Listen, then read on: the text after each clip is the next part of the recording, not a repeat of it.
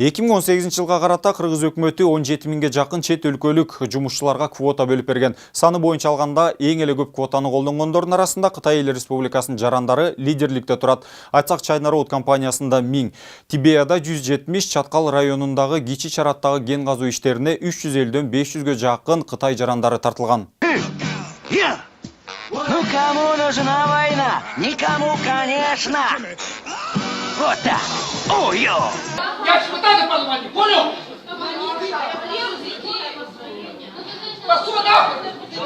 Час пик кинотасмасында атактуу Джеки Чан согуш кимге керек деген суроосу бүгүнкү коомубуздун актуалдуу темасы болуп турат. Кытай эбак эле майда өлкөлөргө каршы жашыруун экономикалык экспансиялык саясатын жүргүзүп, анын таасири коңшу Кыргызстанды коюп, алыска Африка, Латын Америка өлкөлөрүнө чейин тарап кеткендиги жашыруун эмес. Ал кагылышууда расмий Бейжин талашсыз түрдө фаворит аталып келет. Майда мамлекеттер үчүн ор кырдаалда ал колун суна калып, жардамын беримиш этип, кезеги келгенде желкеге бычак саюудан кайтпайт дегендер арбын. Аталган өлкөнүн жарандары өлкөсүнүн күч кубатына таяныппы, айтор акыркы жылдары коомубузда дал ушул Кытайдын тургундары катышкан жаңжалдар арбып барат. Айтсак, 2 күн мурун көз карандысыз журналист Элнура Кулуева Борбор каладагы тамактануучу жайлардын биринде кызыктуудай окуяга туш болуп, аны социалдык тармактарга бөлүшүүнү туура көргөн. Анда Кытай жараны кафелердин биринде кыргыз жарандарына тиш кайрып, оозго алгыс сөздөр менен сөгүп, акырында депутат таанышына чалып, аш малтайларын чыгара тургандыгын күбөрөп, коркутуу үркүтүүгө алган.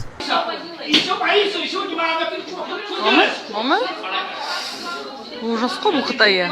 6-чы күнү император деген кафе бар экен. Ошол жерде кандайдыр бир өздөрүнчө юбилей белгиленип атса керек. Ошол конок окшойт. Кытай жараны жакынкы столдо отурган эжекелер баягы акырыныраак сүйлөбөйсүңөр, акырыныраак отурсаңар деген бир өтүнүчүн билдиришти да. Мына ошол сөз Кытай жараны абдан катуу таасир бердиби? Жанагындай видеодо көрсөтүлгөндө өзүнүн агрессиясын билдирип, депутатка звонить этем деген нерселерди мен түшүнө алган жокмун да. Эми аял кишиге карата ушунчалык агрессияны мен аркы тамактанып аткан жакта отурдум эле, мен өзүмдүн журналисттик баамды бердим да. Көз карандысы журналисттин айтымында Кытай жарандары кийинки убактарда Кыргызстанда өзлөрүн өтө эле эркин алып жүрө баштады. Алар өз өлкөсүндө кыла албаган мыйзамсыз иш-аракеттерге барып, жада калса өлкөнүн жөнөкөй жараны эмес, расмий бийликтин өкүлдөрүнө карата зордук зомбулук көрсөткөн учурлары байма-бай каттала башташы. Бул эң эле кооптуу коңгуроо. Бул учурда айрым атка минерлер жагдайдан жыйынтык чыгаруунун ордуна аларга карата мамлекет тарабынан ар кандай жеңилдиктерди издеп жаткандыгы өтө эле абал дейт журналист айым. 2018 жылы Сокулук районунда дагы ушундай Кытай жараны, кыргыз жараны сабап койгон фактылар бар болчу. 2016 жылы мына Кочкор районунда дагы жана Семизбел деген айылда 80 кытайлык жаран мыйзамсыз жүргөндө райондук ички иштер бөлүмүнүн кызматкерлери барганда дагы ушул кызматкерлер сабап койгон факты. Куршапта дагы ошондой окуя болгон, 4 милиционер сабап койгон фактылар да. Токмокто нефти чыгаруу ишканасында дагы Кытай жарандары мамлекеттик кызматта иштеген органдар барганда ошолорго арматура көтөрүп агрессия кылышканда, мына ушундай жылда ушундай агрессиялар абдан күчөп баратты да. Демек ушундай нерселердин баары эле жыйынтык жок, эч кандай укуктук баа берилбей, результатында ар бир жаран, кытайлык жаран ушу Кыргызстанда мындай жанагындай агрессиясы көрсөтө берет да. Буга чекит коюлуш керек.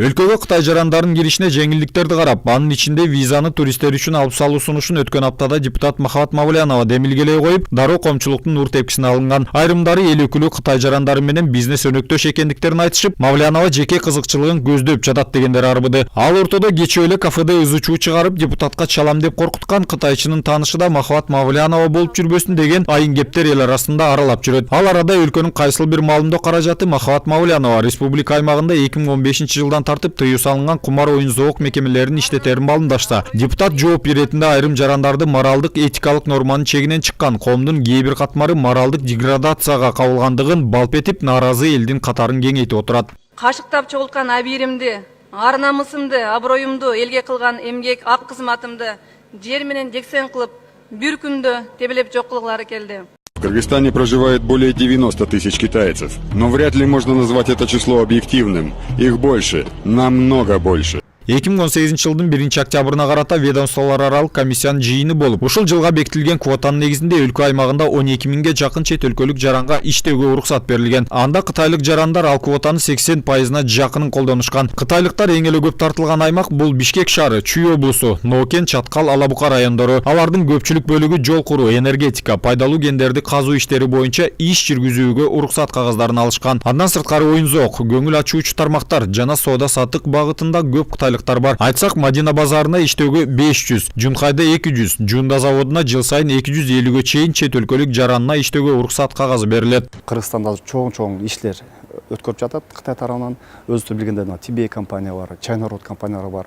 Чаткал районунда аябай эле көп алтын иштер болуп атат, Токен тармагында. Ал жакта аябай көп эле жана Кытай ишкерлери иштешип атат. Азыркы күндө 12 миңге жакын 12 миң квота белгиленген болсо биз тараптан, анын ичинин 79%, 80% адашпайм, 80% ушу Кытай жарандары. Белгилей кетүүчү жагдай, Кыргызстанда сандык эсебинде кытайлыктардан кийин эле Түркия жана Түштүк Кореянын өкүлдөрү бөлүнгөн квотанын басымдуу бөлүгүн алышат. Жалпысынан бизде эмгектенген чет өлкөлүк компания үчүн квотанын баасы 4000 сом. Бир кишиге уруксат кагаздарын алуу үчүн 2000 сом сарптоо зарыл болсо, жакын арада анын өлчөмүн жогорулатуу мерчемделип жатат. Данияр Үсөров, Калыс Акибаев, Нур Ньюс, Бишкек.